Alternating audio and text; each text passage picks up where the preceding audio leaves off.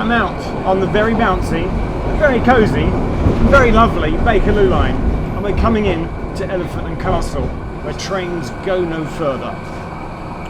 Or do they?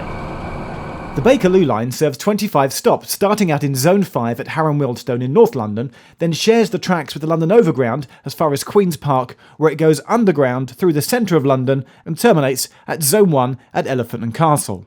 Plans to extend it south have been proposed many times before, dating back to a Camberwell extension in the 1940s and to Peckham in the 1970s.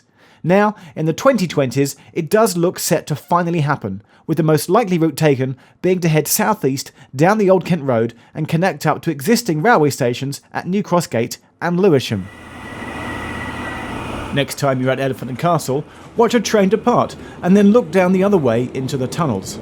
At the moment, there are just sidings where two trains are parked up at night, but this is the point where the extension would be dug from.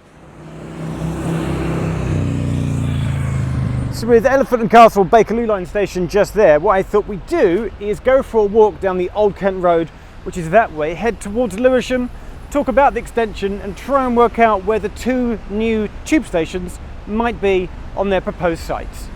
If the extension were to go south, it would follow along underneath the Walworth Road until it got to this point here, the junction, which is Camberwell. But in all likelihood, it's going to head east and down the New Kent Road, which then turns into the Old Kent Road. So the Old Kent Road is actually the A2, it's a main road. It's always busy, feels like there's never a quiet time to walk down here. You do wonder if a tube service along here would relieve some of the congestion. But I do believe that we're getting to the first point where the first station on the Old Kent Road would be. We're at the junction of Albany Road, and there's a big supermarket here.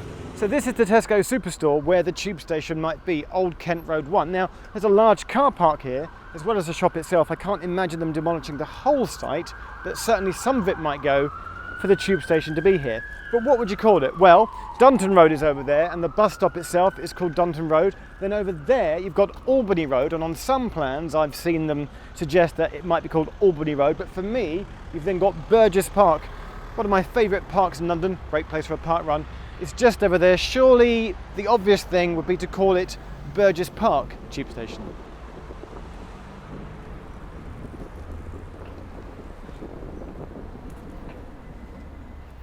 I think Burgess Park would be a great name to call it. Please, TfL construction planning people, please consider calling Old Kent Road 1 Tube Station Burgess Park. Always good to have the word park on a tube map, and would actually really put Burgess Park on the map as well and be great for Southwark. Please call it Burgess Park. Thank you. And we carry on down the road to the location of where the next station will be, the site of which is currently an old shop. It's a Toys R Us now, but in 10 years' time, this will be Old Kent Road 2 on the planning map, the next Bakerloo line extension station coming down the Bakerloo line. Now, if they've called the one up there Burgess Park, like I hope they will, I think they'll just call this one Old Kent Road. It's on the corner of Asylum Road. I don't think they'd call it Asylum Road Tube Station. Maybe they call it Toys R Us Station. No, my bet is on this one being called, the one that is actually just called Old Kent Road Tube Station. This is now closed, abandoned, disused. Maybe if they get their act together, this will soon turn into a construction site. There's a car park and there's the space here. It's the perfect place to put a tube station. Instead of walking the next part, I hopped on a handy bus, and that took me down to the next station. So yes, at New Cross Gate there is already the existing National Rail and London Overground station, but although there will be on the Bakerloo line extension a New Cross Gate station, it's likely to be a separate building, a separate site here next to it, right where this Sainsbury's petrol garage is right now, and then there would be a connection through to the existing New Cross Gate station. So where this Sainsbury's petrol station is, Bakerloo line.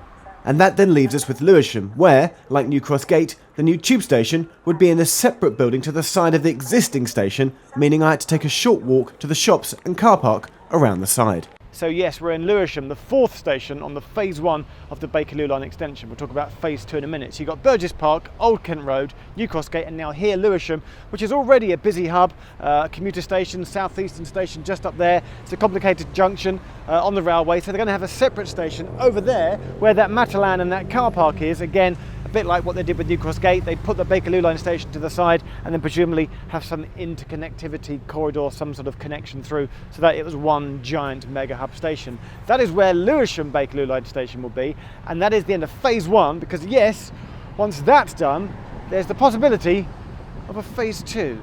And that's because, potentially, beyond Lewisham, there's a long-term plan for the Bakerloo line to run on existing southeastern lines down through Catford to either Beckenham or Hayes, mixing it up with non-tube trains, a bit like it does with the overground up between Queen's Park and Harrow. And that means that end-of-the-line commuter Hayes could also see, in the form of new Tube for London, Bakerloo line trains, which is also in Zone 5, meaning the Bakerloo would now be a perfectly balanced cross-London tube line. This part isn't 100% definite though. In fact, there is another consultation taking place towards the end of 2019. But all of this is going to take at least 10 years, meaning the earliest that this will open is in the year 2030.